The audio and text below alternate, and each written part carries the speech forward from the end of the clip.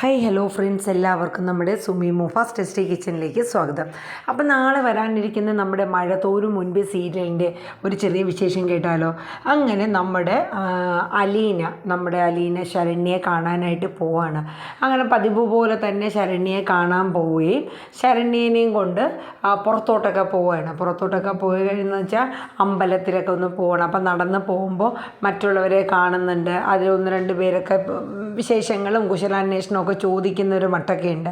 അപ്പം ചിലവർ ചോദിക്കുന്നതിൻ്റെ ഒരു പൊരുളെന്ന് പറയണത് അതിൻ്റേതായ ഒരു സ്നേഹത്തോടെ ചോദിക്കുന്നത്. ചിലവർ ആ ഒരു കണ്ണോടുകൂടി, അതായത് ഇങ്ങനെ പീഡനത്തിന് ഇരയായ ഒരു പെൺകുട്ടിയല്ലേ ശരണ്യ എന്നുള്ള രീതിയിലാണ് ചോദിക്കുന്നത്. അപ്പോൾ അലീന നല്ല തക്ക മറുപടി ഓരോരുത്തർക്ക് അതനുസരിച്ച് തന്നെ അലീന കൊടുക്കുന്നുണ്ട് കേട്ടോ. അങ്ങനെ കാര്യങ്ങളൊക്കെ ഏകദേശം ശരണ്യയ്ക്ക് ഒരു മനോധൈര്യം കിട്ടുന്ന രീതിയിലോട്ട്, അതായത് അലീന വിജയിക്കുകയാണ്. കാരണം അലീനയ്ക്ക് സാധിച്ചു ശരണ്യനെ പുറത്തു കൊണ്ടുവരാനും മറ്റുള്ളവരുടെ മുന്നിൽ ഫേസ് ചെയ്ത് അവരുടെ ചോദ്യങ്ങൾക്ക് മറുപടി നൽകാനും അലീന പഠിപ്പിക്കുകയാണ്. അങ്ങനെ ശരണ്യയ്ക്ക് ഇപ്പോൾ നല്ല രീതിയിൽ ഒരുപാട് ചേഞ്ച് വരെയാണ്.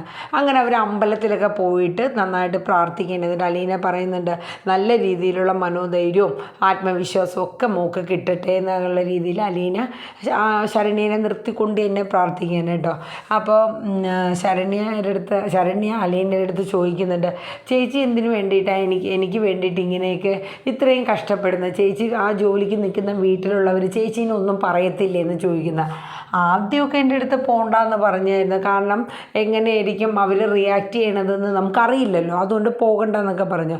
പിന്നെ പ്രശ്നമൊന്നും ഇല്ലയെന്നറിഞ്ഞപ്പോൾ ഞാൻ അവരെ കാര്യങ്ങളൊക്കെ പറഞ്ഞ് മനസ്സിലാക്കിപ്പിച്ച് ഒരുവിധം എല്ലാ കാര്യങ്ങളും നന്നായിട്ട് തന്നെ സോൾവ് ചെയ്ത് ഇപ്പോൾ എടുക്കുക. അതുകൊണ്ട് ഇപ്പോൾ എനിക്ക് എന്താ എൻ്റെ അനിയത്തി കുട്ടിയെ നല്ല രീതിയിൽ മറ്റുള്ളവരുടെ മുന്നിൽ പുതിയൊരു ജീവിതത്തിലോട്ട് കൈപിടിച്ച് കൊണ്ടുവരാൻ എനിക്ക് സാധിച്ചില്ല എന്നൊക്കെ പറഞ്ഞു. അപ്പോൾ ചേച്ചി ജോലിക്ക് നിൽക്കുന്ന വീട്ടിലെ ആളല്ലേ ആ രോഹിത് എന്ന് പറഞ്ഞതെന്ന്. അപ്പോൾ ശരണ്യ പറഞ്ഞു. അപ്പോൾ അലീന പറഞ്ഞു, അതേ മോളെ, അപ്പോൾ എനിക്ക് ചേച്ചിയുടെ അടുത്തൊരു കാര്യം പറയാനായിട്ട് ഞാൻ കുറേ നാളായിട്ട് ആഗ്രഹിക്കുന്നുണ്ട്. അന്ന് എന്നെ റേപ്പ് ചെയ്യാനായിട്ട് 4 പേര് വന്നതിൽ 3 പേര് മാത്രമേ എന്നെ റേപ്പ് ചെയ്തോളൂ എന്ന് പറയുകയാണ്. പക്ഷേ ചേച്ചി നിൽക്കുന്ന വീട്ടിൽ അയാൾ എന്നെ തൊട്ടിട്ട് കൂടിയില്ല എന്ന് പറയണം, ആര്, രോഹിത്.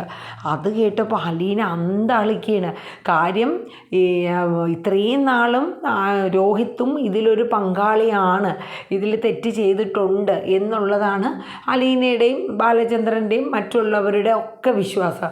പക്ഷേ അതിൻ്റെ പീഡനത്തിന് ഇരയായ പെൺകുട്ടി നമ്മുടെ ശരണ്യയുടെ വായിൽ നിന്ന് തന്നെ ആ സത്യം മനസ്സിലാക്കുകയാണ്. അതായത് തന്നെ രോഹിത്ത് ദേഹത്ത് പോലും തൊട്ടിട്ടില്ല. കാരണം താൻ മയക്കുമരുന്ന് അവർ തന്നുവെങ്കിലും താൻ പാതി മയക്കത്തിലൊക്കെ ആയിരുന്നു.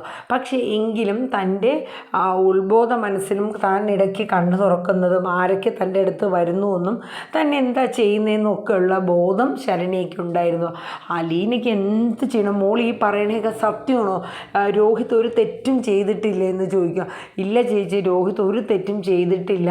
മറ്റവർ 3 പേരുമാണ് എന്നെ ഇങ്ങനെ റേപ്പ് ചെയ്തതെന്നൊക്കെ ഇങ്ങനെ പറയണേ. അലീനയ്ക്ക് എന്ത് പറയണമെന്നറിയില്ല. സങ്കടമാണോ സന്തോഷമാണോ? കാര്യം തൻ്റെ അനിയൻ ഒരു കുറ്റക്കാരനല്ല എന്നുള്ളത് തിരിച്ചറിഞ്ഞു കഴിഞ്ഞപ്പോൾ അലീനയ്ക്ക് വല്ലാത്തൊരു ഇതാണ് തോന്നിയത്. അങ്ങനെ അലീന ശരണ്യയുടെ അടുത്ത് പറഞ്ഞു, മോളെ എനിക്കിത് വലിയ സന്തോഷം നിൻ്റെ വായിൽ നിന്ന് കേട്ടത്. അപ്പോൾ ചോദിച്ചു, ചേച്ചി ജോലിക്ക് നിൽക്കുന്ന വീട്ടിലെ ആളായതുകൊണ്ടാണോ ഇത്ര സന്തോഷം?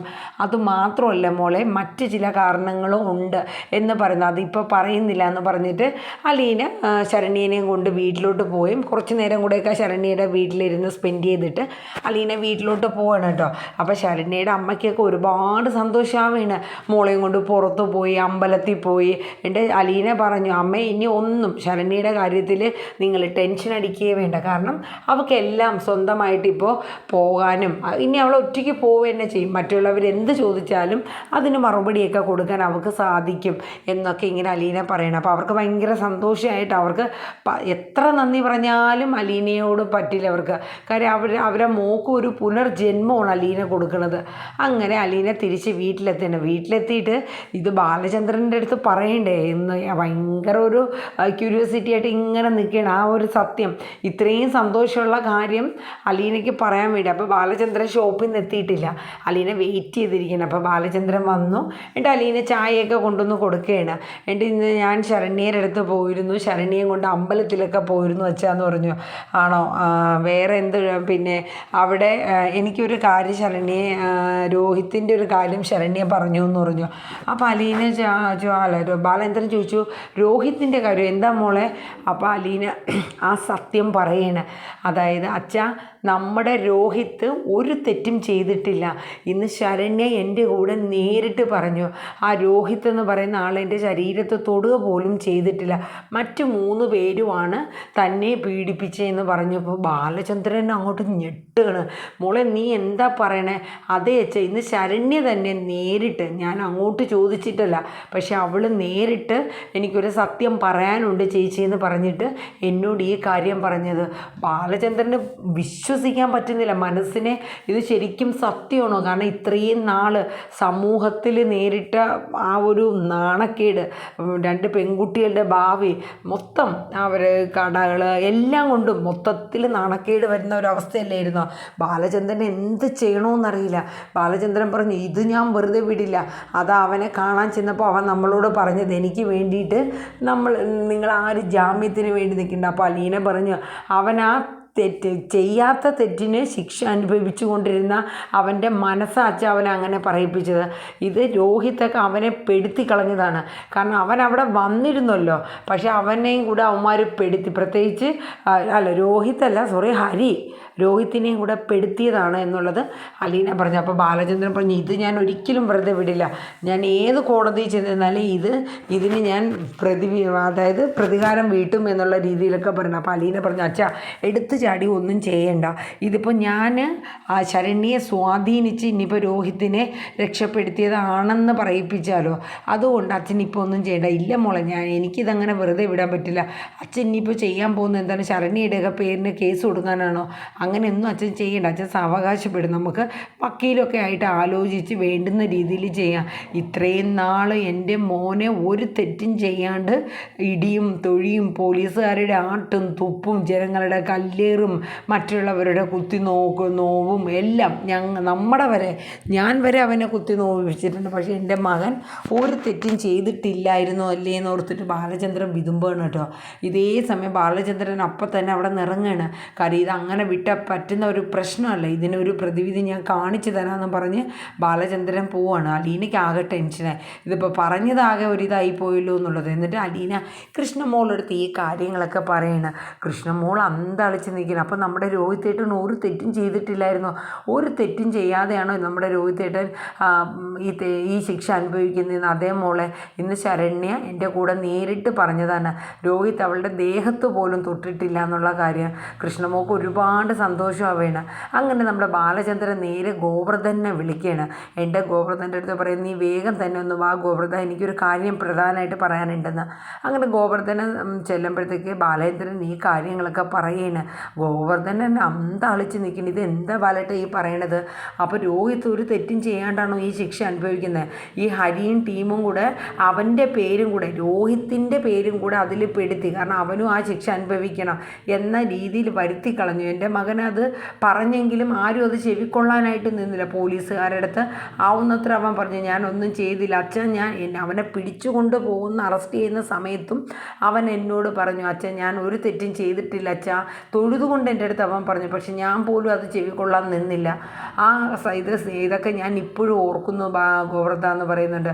ഇനിയിപ്പോൾ നമ്മൾ എന്താ ബാലേട്ട ചെയ്യേണ്ടത്? നമുക്ക് എന്തായാലും വക്കീലിനെ കണ്ട് വേണ്ടുന്ന ചെയ്യാമെന്ന് ഗോവർദ്ധനം പറയുകയാണ്.